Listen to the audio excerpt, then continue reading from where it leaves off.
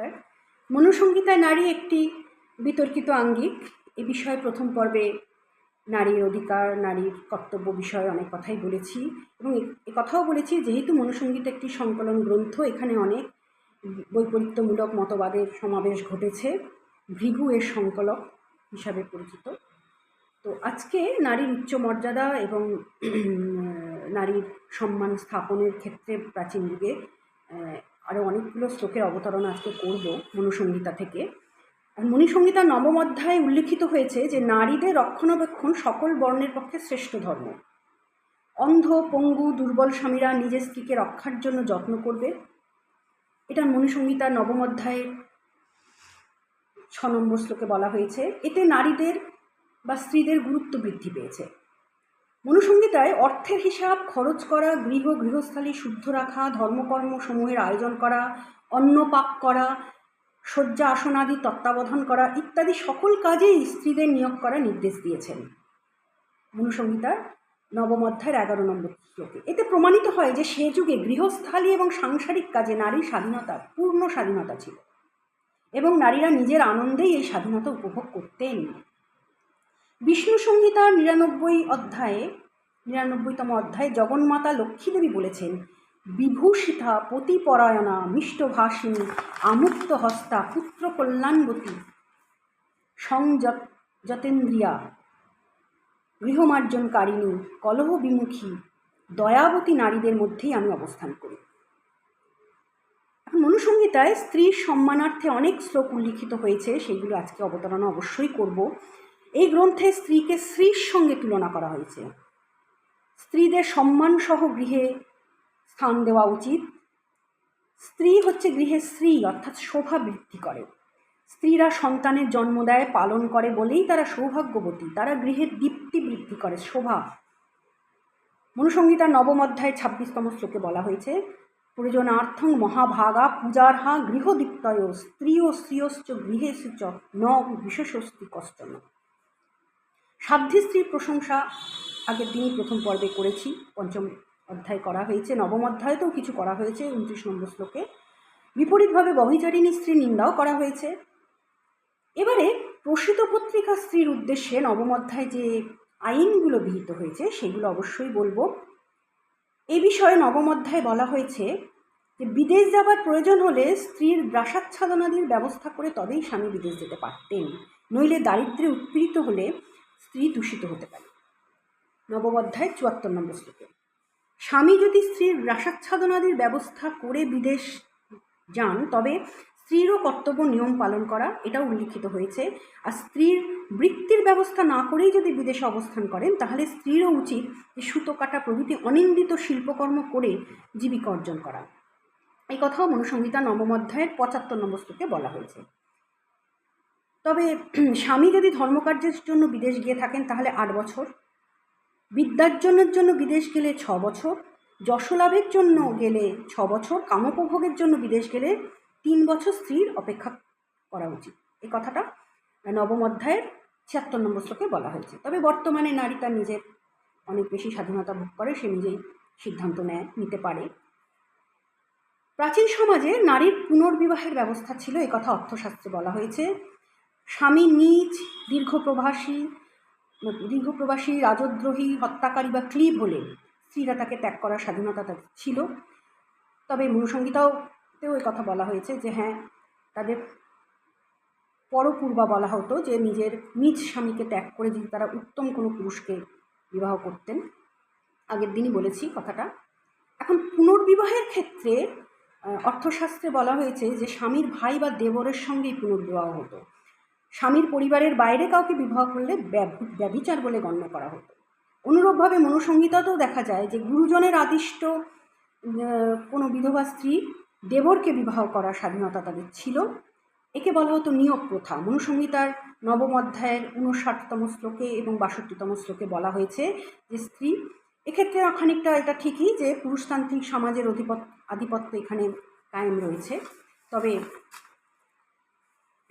এই কথাও ঠিক যে স্ত্রীর যে স্ত্রীধন, সেই স্ত্রীধন ভোগের অধিকার কিন্তু একমাত্র স্ত্রীরই ছিল এবং স্ত্রীধন কিন্তু অনেক রকম হতে পারে, মানে পারত।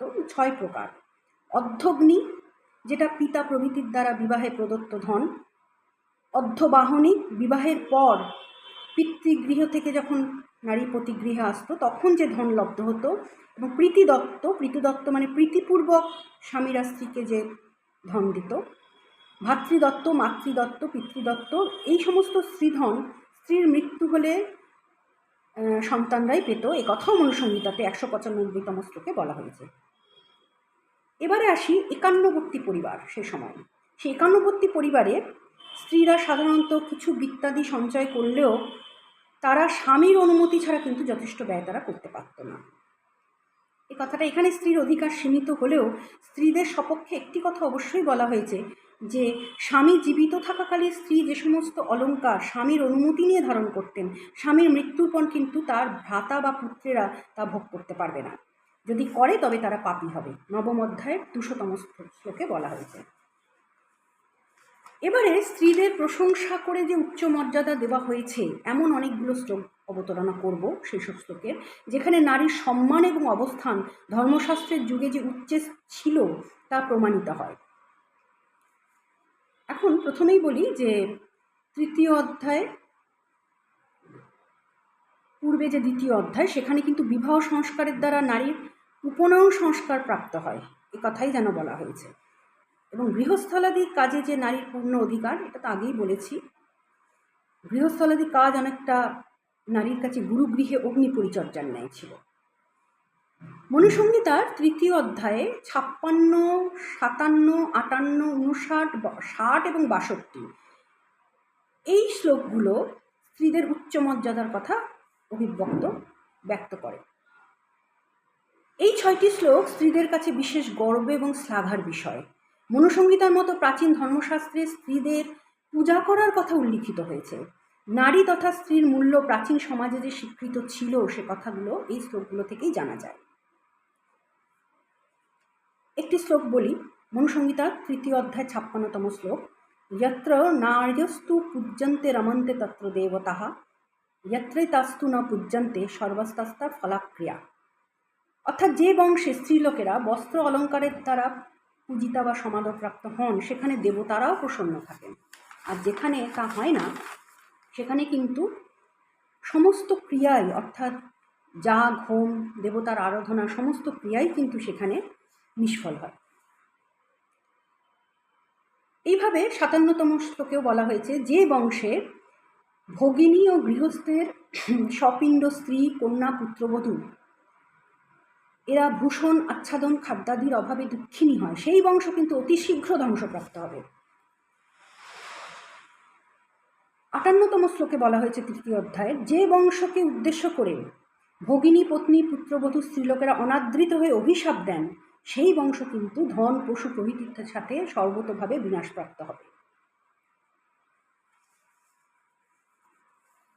এইভাবে বলা যায় যে মনুসংহিতায় বেশ কিছু শ্লোকে নারীর পূজাবিধানের কথা, বস্ত্র ভোজনাদির দ্বারা, অলঙ্কারের দ্বারা এ কথা কিন্তু অবশ্যই স্বীকৃত হয়েছে। যেমন 60তম শ্লোকে, 60 নম্বর শ্লোকে 3য় অধ্যায়ে বলা হয়েছে যে যে বংশে পতি নিজ পত্নীর দ্বারা প্রীত হয় এবং পত্নীও নিজ পতির দ্বারা প্রীত হয় সেই বংশে নিশ্চিতভাবে নিত্য কল্যাণ পরিবর্ধিত হতে থাকে। মনুসংহিতার 62তম শ্লোকে বলা হয়েছে যে ভূষণাদির দ্বারা স্ত্রী সুসজ্জিত থাকলে তবে সমস্ত বংশ শোভান্বিত থাকে, স্ত্রীর প্রতি স্বামীর রুচি না থাকলে সমস্ত বংশ শোভাহীন হয়ে পড়ে। এই শ্লোকগুলো বিশ্লেষণ করলেই বোঝা যায় যে স্বামী স্ত্রীর পারস্পরিক সন্তুষ্টির ওপর কুলের কল্যাণ নির্ভর করত এবং এখনও তাই করে। নারীর সেবা যত্নের সৌন্দর্যে সংসার দীপ্তিময় হয়, স্ত্রীরা মনোহর ভূষণে সজ্জিতা থাকলে কুল শোভান্বিত হয়। মনুসংহিতার স্মৃতিগ্রন্থ হলেও কিছু বিষয় চিন্তাধারা উন্নত এবং আধুনিক, এবং মনুসংহিতা 9ম অধ্যায়ের এই শ্লোকগুলো থেকে আমরা জানতে পারি নারীর উচ্চ অবস্থানের কথা। এমন একটি শ্লোক আছে 9ম অধ্যায়ের 130তম শ্লোক, যেখানে উত্তরাধিকার, পিতৃধনের উত্তরাধিকার হিসাবে পুত্র এবং কন্যার সমান অধিকারের কথা এখানে বলা হয়েছে। যে নিজের আত্মা এবং পুত্রতে যেমন প্রভেদ নেই তেমনি দুহিতা পুত্রেরই সমান। এই কথা কিন্তু এখানে উল্লেখ করা হয়েছে। এইভাবে নারীর স্বাতন্ত্র্য বিচার এবং মর্যাদা স্থাপনে মনুসংহিতা কিন্তু অনেকটাই প্রামাণ্য গ্রন্থ হিসাবে এর উল্লেখ করাই যেতে পারে। মনুসংহিতায় নারী যে একটি বিতর্কিত বিষয় সেটি এতক্ষণ ধরেই বললাম, তবে পরস্পর বিরুদ্ধ মতগুলো কিন্তু স্বাভাবিকভাবেই এই গ্রন্থে সংকলিত হয়েছে এবং রচয়িতাদের দৃষ্টিভঙ্গি এবং বিশেষভাবে সংকলকের গভীর বিশ্লেষণের আলোকে সে যুগে নারীর সামাজিক অবস্থান কিন্তু এখানে নির্মিত হয়েছে। বিভিন্ন নিষেধ এবং অধিকার খণ্ডনের মধ্যে দিয়ে নারীর স্বাতন্ত্র্য ব্যাহত কিছুটা হয়েছে ঠিকই, কিন্তু সদর্থক দৃষ্টিভঙ্গির বিচারে নারীর মর্যাদা এবং উচ্চাদর্শ কিন্তু অক্ষুণ্ণ থেকেছে। এবং সেই শ্লোকগুলোই আমি উল্লেখ করলাম কিছুটা। সেই যে শ্লোকগুলোর উল্লেখ করলাম যে নারীর উচ্চ মর্যাদার ক্ষেত্রে, সেগুলো ভারতীয় সমাজ দর্শনের ইতিহাসে নারীকে অনন্য সম্মান এবং মর্যাদায় ভূষিত করে। আমি যে গ্রন্থগুলো থেকে মূলত আমার তথ্যগুলো দিলাম সেই সহায়ক গ্রন্থগুলোর কথা একটু উল্লেখ করি। যেমন ডক্টর মানবেন্দু বন্দ্যোপাধ্যায়, অধ্যাপক ডক্টর মানবেন্দু বন্দ্যোপাধ্যায়ের কৌটিল্যম অর্থশাস্ত্র সংস্কৃত পুস্তক ভাণ্ডার, ওনারই সম্পাদনা এবং সম্পাদিত এবং অনুদিত Manusamhita, Swadesh Prakashana, Kolkata. PV Kane, history of Dharmashastra, first volume, Bhandarkar oriental research institute, Pune, 1973। এখানেই আমার বক্তব্য শেষ করলাম। নমস্কার।